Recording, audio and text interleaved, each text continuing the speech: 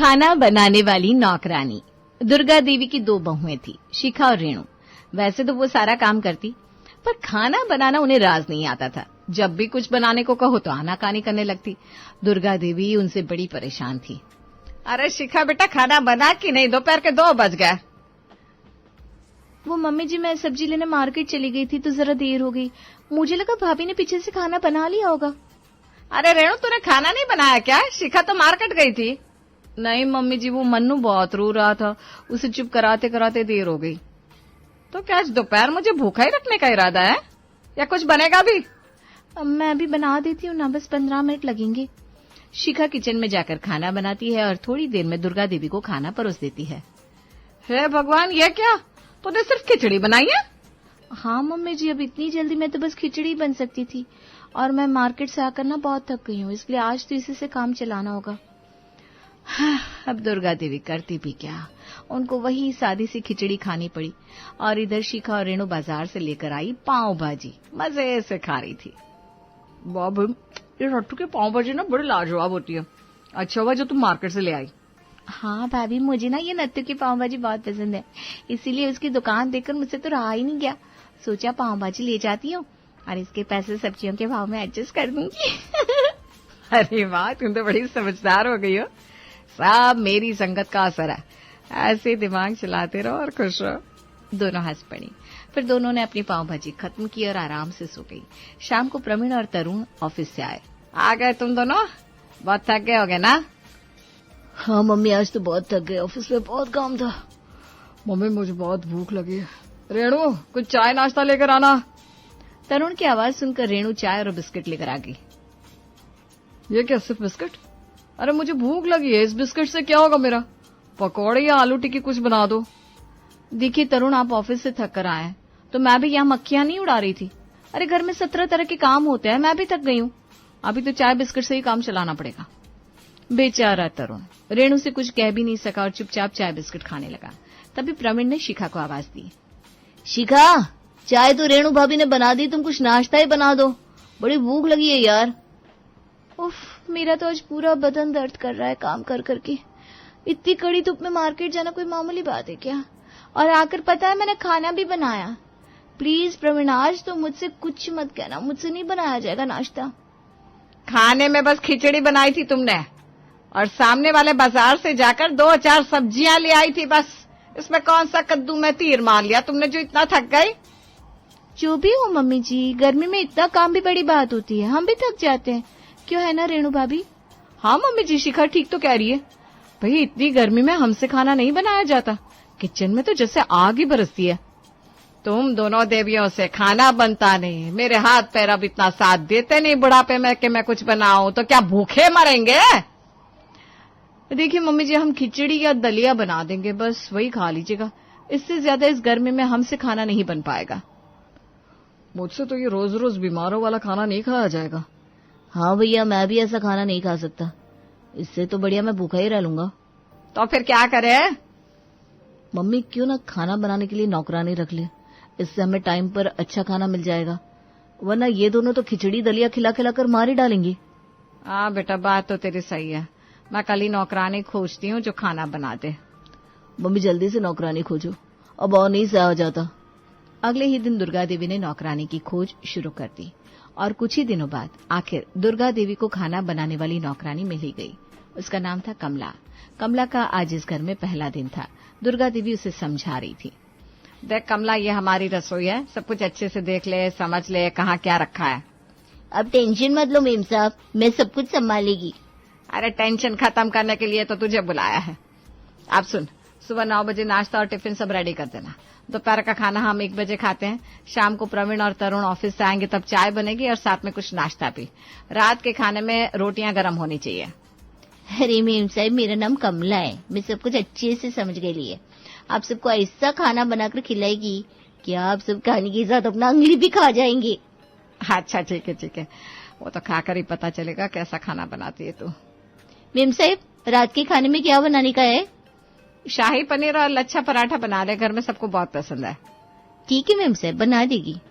चल अब मैं थोड़ा आराम कर लेती हूँ, तू रात के खाने की तैयारी कर ले। ओके। कमला को काम समझाकर दुर्गा देवी आराम करने अपने कमरे में चली गई। कमला ने सबके लिए रात का खाना बनाया। थोड़ी देर में सब टेबल पर खाना खाने आ गए। आज तो खाने जैसा खाना मिलेगा। हाँ मम्मी, आज खाने में क्या है? बहुत दिनों बाद आज घर पर कुछ अच्छा खाना होगा। तभी खाना लेकर कमला आ गई। आज खाने में शाही पनीर और लच्छे पराठे मैंने बनाई।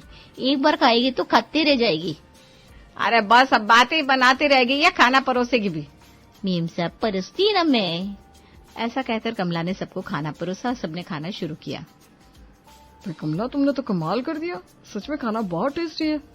हाँ, और ये पनीर तो जैसे मुंह में जाकर घुल जा रहा है। आज कितने दिनों बाद इतना टेस्टी खाना खाया। हाँ, सही बात है। तुम दोनों की पत्नियों ने तो खिचड़ी खिला खिलाकर हमें मरीज ही बना दिया था। अच्छा ठीक है, हमसे जो बन पड़ा हमने खिला दिया, पर अब तो आ गई ना कमला। अब तो रोज रोज टेस्टी टेस्टी खाना ही मिलेगा। हाँ कमला, खाना तुम अच्छा बना लेती हो। अब कमला की किचन से रोज आप लोगों को टेस्टी खाना ही मिलेगा। अच्छा मैं चलती, कल आएगी। कमला, कल जल्दी आना। कमला चली गई। घर के सभी लोग खाना खाकर अपने अपने कमरे में चले गए। अगले दिन सुबह कमला किचन में पराठे बना रही थी कि रेणु उसे आवाज देती है। कमला, जरा सुनो तो। थोड़ी मन्नू की मालिश कर देना, आज मेरे हाथों में जरा दर्द है, मुझसे मालिश नहीं हो पाएगी। कर देगी बड़ी भाभी, पर पहले नाश्ता बना लेती है, वरना सबको देर हो जाएगी। मेम साहब ने 9 बजे नाश्ता बनाकर देने को बोलेला है ना। अरे नाश्ता भी बना लेना, अभी तो 7:45 बजे, 10 मिनट लगेंगे मालिश में। और टाइम से मालिश ना हो ना तो मन्नू रोने लगता है। जल्दी से आ ना। ठीक है बड़ी भाभी, चलिए पहले मालिश कर देती है। कमला गैस बंद करके मन्नू की मालिश करने चली गई। कुछ देर बाद जैसे ही किचन में आई तभी शिखा ने आकर कहा, कमला जरा मेरी साड़ी प्रेस कर दे, मुझे कुछ काम से बाहर जाना है। छोटी भाभी, नाश्ता बनाने का है, नाश्ता बना के फिर कर देगी। हाँ नहीं कमला, तू पहले मेरी साड़ी प्रेस करके दे, फिर नाश्ता बनाना, तब तक मैं नहा कर आती हूँ। अब कमला शिखा की साड़ी प्रेस करने चली गई। इसी तरह उसे नाश्ता बनाने में देर हो गई। इधर तरुण और प्रवीण ऑफिस के लिए रेडी हो चुके थे। वो नाश्ते के लिए टेबल पर आ गए, पर नाश्ता तो था ही नहीं। अरे नाश्ता का, आज कमला ने भी छुट्टी मार ली क्या? सुबह सुबह चाय ना मिले तो ऑफिस जाने का मन नहीं करता। टिफिन भी नहीं दिखाई दे रहा है। लगता है आज भी भूखे ही ऑफिस जाना पड़ेगा। अरे मम्मी, कहाँ है आपकी कमला? उसे भी शिखा और रेणु की हवा लग गई क्या? कमला, कहाँ है तू? आज तूने नाश्ता नहीं बनाया? देख कितनी देर हो गई। दुर्गा देवी की आवाज सुनकर कमला घबराई हुई दुर्गा देवी के पास आई। ओ मेम साहब, आज ना नाश्ता बनाने में थोड़ी देर हो गई लिए। अरे पर क्यों? मैंने तुझे 9 बजे नाश्ता तैयार करने को कहा था ना। अब देख घड़ी में 9:30 बज रहे हैं। मैं क्या करेगी मेम साहब?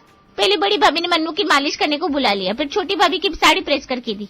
अब आप ही बताओ, देर तो होगी ना। मैं अकेली काम 50, बेचारी कमला जाए तो कहाँ जाए? रहने दो मम्मी, हम ब्रेड बटर से आज काम चला लेंगे। हाँ, चाय भी बाहर ही पी लेंगे। अच्छा मम्मी, हम चलते हैं। ऐसा कहकर प्रवीण और तरुण बिना खाए ऑफिस के लिए निकल गए। कुछ देर बाद कमला पराठे बनाकर लाई। शिखा और रेणु ने जमकर नाश्ता किया और अपने अपने कमरे में चली गई। दुर्गा देवी ने कमला से कहा, देख कमला, नाश्ते में देर हो गई और इसी वजह से मेरे दोनों बेटे बिना खाए ऑफिस चले गए। अब रात के खाने पर ऐसा ना हो, इस बात का ध्यान रखना। रात का खाना ठीक 8 बजे टेबल पर होना चाहिए। जी मैम साहब, में ध्यान रखेगी। शाम के 6 बजे थे। कमला ने दुर्गा देवी से पूछा, मेम साहब आज रात के खाने में क्या बनाने का है? एक काम कर, आज रात के खाने में राजमा चावल बना ले। मेरे प्रवीण को राजमा चावल बहुत पसंद है। और हाँ, आज कुछ मीठा भी बना लेना, बहुत मन कर रहा है मीठा खाने का। जी मैम साहब, मैं सब बना लेगी। ऐसा बिंदास खाना बनाएगी कि बस खाते रह जाएंगे सब। अब देखो मेरा कमाल। अच्छा भाई, अच्छा, जा जाकर जल्दी से खाने की तैयारी कर। ओके मैम साहब, जाती है मैं। कमला ने किचन में जाकर राजमा उबालने चढ़ा दिया और प्याज काटने लगी। तभी शिखा ने आवाज दी, कमला मेरे लिए 1 कप चाय बनाकर लाना, सर दर्द से फटा जा रहा है। जी छोटी भाभी, अभी लाई। थोड़ी देर में कमला शिखा के पास चाय लेकर जाती है। लो भाभी, एकदम कड़क चाय, इसको पीकर ना आपका सर दर्द एकदम रफ्फू चक्कर हो जाएगा। थैंक यू कमला, अब तो आ गई है ना तो जरा मेरा सर दबा दे, थोड़ा आराम मिल जाए। वो छोटी भाभी, मेरे को ना अभी खाना बनाने का बाकी है, बाद में आती है मैं। अरे बाद में कब दबाएगी? जब ये सर फट जाएगा दर्द से तब। चुपचाप बैठ जा और मेरा सर दबा। ठीक है भाभी। बेचारी कमला फंस चुकी थी। अब वो क्या करती? चुपचाप शिखा का सर दबाने लगी। तभी वहां रेणु आई। ये लो, मैं इसे पूरे घर में ढूंढ रही हूँ और ये महारानी आराम से एसी में बैठकर शिखा का सर दबा रही है। वो शिखा भाभी ने बोला कि उनको सर दर्द हो रहा है, इसलिए दबाने लगी। अब बात हो गई छोटी भाभी की सेवा। चलो बाजार जाकर मेरा भी कुछ सामान ला कर दो। भाभी आपको बड़ी जलन लगी है, कमला मेरे पास है तो उसे मैंने कहा था सर दबाने। जलन? कैसी बात कर रही हो शिखा? अब पूरे दिन तो कमला से तुम ही काम करवाती हो अपना, मैंने कुछ कहा क्या? हे भगवान, मैंने जरा सा सर क्या दबवा लिया, आपने तो मुझ पर पूरा का पूरा इल्जाम ही डाल दिया कि कमला मेरे सारे काम करती है। Thank you for watching. अरे बाबा, अब दोनों ऐसे झगड़ा मत करो ना, मैं जाती है ना बाजार बड़ी भाभी का सामान लाने।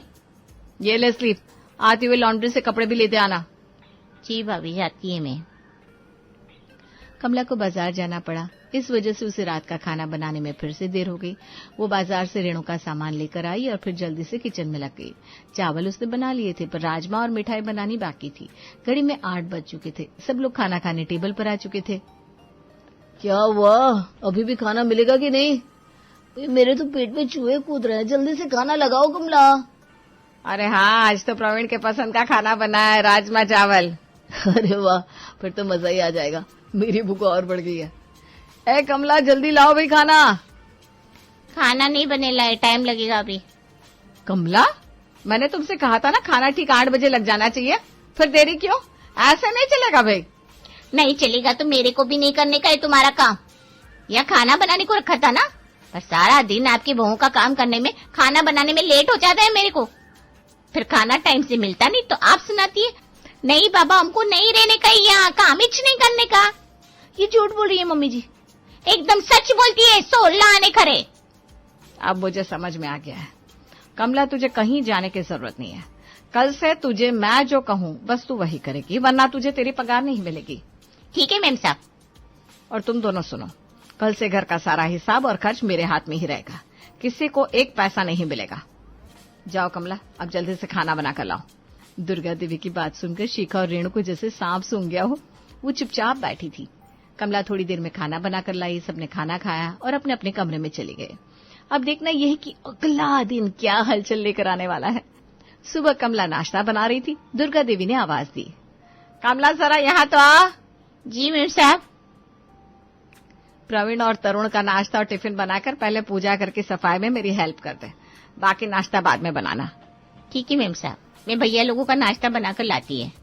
कमला ने प्रवीण और तरुण का नाश्ता बनाया, फिर दुर्गा देवी के साथ पूजा घर की सफाई करने लगी। थोड़ी देर में शिखा और रेणु आई। कमला, तूने अभी तक नाश्ता नहीं बनाया? नाश्ते का टाइम हो चुका है, बहुत भूख लगी है, जा जाकर नाश्ता लगा दे। पहले ये मेरे साथ पूजा घर साफ करेगी, फिर नाश्ता मिलेगा। अगर तुम लोगों को जल्दी है तो खुद बना लो। ये क्या बात हुई? नौकरानी के रहते इतनी गर्मी में हम किचन में क्यों जाए भाई? मम्मी जी, आप हमें पैसे दीजिए, हम नाश्ता बाहर से ले आते हैं। बेटा, पैसे तो मिलेंगे नहीं, बाहर का नाश्ता तो आएगा नहीं। ठीक है, हम वेट करते हैं। कमला जल्दी आना। जी, जब मेम साहब बोलेगी तब आएगी। रेणु और शिखा हॉल में जाकर नाश्ते का इंतजार करने लगी, और जब कमला बड़ी देर तक नहीं आई तब उन्होंने ब्रेड बटर खाकर अपनी भूख मिटाई, जो नौकरानी आने से पहले वो अपने पतियों को खिलाया करती थी। भाभी, ये सूखा सा नाश्ता मुझे बिल्कुल नहीं भाता। भाता तो मुझे भी नहीं है, पर पेट भरने के लिए खाना तो पड़ेगा, और कोई ऑप्शन भी तो नहीं है। हाँ, और अब तो पैसे मिलने भी बंद हो गए। हाँ, प्रवीण और तरुण ये नाश्ता कैसे करते थे पता नहीं। दोनों बहुओं ने जैसे तैसे नाश्ता किया और अपने अपने कामों में लग गई, क्योंकि आज कमला तो उनका काम नहीं करने वाली थी, दोपहर हो चुकी थी। अरे कमला, कहाँ हो? दिखाई नहीं दे रही, दोपहर का खाना बनेगा कि नहीं? हाँ भाभी, मैंने भी उसे बहुत देर से देखा नहीं है। मैं यहाँ हूँ मेम साहब के रूम में। दोनों बहुएं दुर्गा देवी के रूम में पहुंची। मैं मेम साहब के पैर की मालिश कर रही है, खाना बाद में बनाएगी। अब ये क्या है? दोपहर के 1 बज चुके हैं, अभी तक खाना नहीं बना। अब भी क्या नाश्ते जैसा हाल होगा? अरे नहीं नहीं बेटा, सब्जी कमला ने बना दी है, तुम जाओ आटा लगाकर रोटियां बनाकर खा लो। कमला को अभी थोड़ी देर और लगेगी। अरे मम्मी जी, ये तो हद हो गई ना, इसे हमने खाना बनाने के लिए रखा था ना। अब ये खाना नहीं बनाकर और काम में लगी है, और आप कह रही हैं रोटी तुम बना लो, ये गलत बात है। क्या बेटा, गलत कैसे हो गई ये बात? तुम भी पहले इससे अपना काम करवा रही थी और खाने में देर हो रही थी, तब क्या गलत नहीं था? आज इसने मेरा काम किया और तुम्हें खाना नहीं मिला तो बात गलत हो गई। दुर्गा देवी की बातें सुनकर शिखा और रेणु को अपनी गलती का एहसास हुआ। हाँ मम्मी जी, बात तो आपने सही बोली है, गलती तो हमारी ही है। हाँ मम्मी जी, ये कमला खाना बनाने ही आई थी और हमने इससे और भी बहुत काम करवाया और आप सबको भूखा रखा। अब आई ना अकल तुम्हें, जब भूख लगी तो सब समझ में आ गया। पहले तो तुम बाजार से लाकर खा लेती थी, अब तो पैसे भी नहीं है तुम्हारे पास, तो भूख लगी तो तुम्हें पता चला खाने का अपना वक्त होता है। वो सब तो ठीक है मम्मी जी, आप बिल्कुल सही कह रही हैं, पर आपको कैसे पता कि हम बाहर का खाना लाकर खाते थे? वो भी मुझे इस कमला ने ही बताया, इससे भी तो तुमने मंगाए थे ना छोले कुलचे। जी मम्मी जी, पर अब आगे से ऐसा नहीं होगा, हमें समझ में आ गया है, हम अब कभी भी कमला से अपना काम नहीं कराएंगे। अरे बाबा, कैसी फैमिली है, कभी बहू एक्स्ट्रा काम कराती है, कभी सास। मेरे को इधर काम ही नहीं करने का है। ऐसा मत बोल कमला, हम तुमसे कोई एक्स्ट्रा काम नहीं कराएंगे, पर इतनी गर्मी में हमको छोड़कर मत जा। हाँ कमला, तू काम छोड़कर मत जा, नहीं तो ये बहुएं मुझे खिचड़ी खिला खिलाकर बीमार कर देंगी। चलिए, आप सब इतना बोलते तो मैं रुक जाती है, पर मेरी एक शर्त है। कैसी शर्त? मेरी पगार बढ़ानी पड़ेगी। खाना बनाएगी तो टेबल पर खाना आपकी बहू को लगाना पड़ेगा। मैं दोपहर में 2 घंटे एसी में आराम करेगी। अरे तेरी सारी शर्त मंजूर है, बस तू हमें टाइम से खाना बनाकर खिला देना। ओके मेम साहब, मैं जाती है रोटियां बनाने को, आप सब आकर खाना खा लेना। कमला ने रोटियां बनाई और सब ने मिलकर खाना खाया। अब कमला को कोई भी एक्स्ट्रा काम के लिए नहीं कहता था, बल्कि शिखा और रेणु उसकी थोड़ी हेल्प भी करने लगे थे। सबको सही टाइम पर खाना मिलने लगा और पूरा परिवार इसी तरह खुश रहने लगा।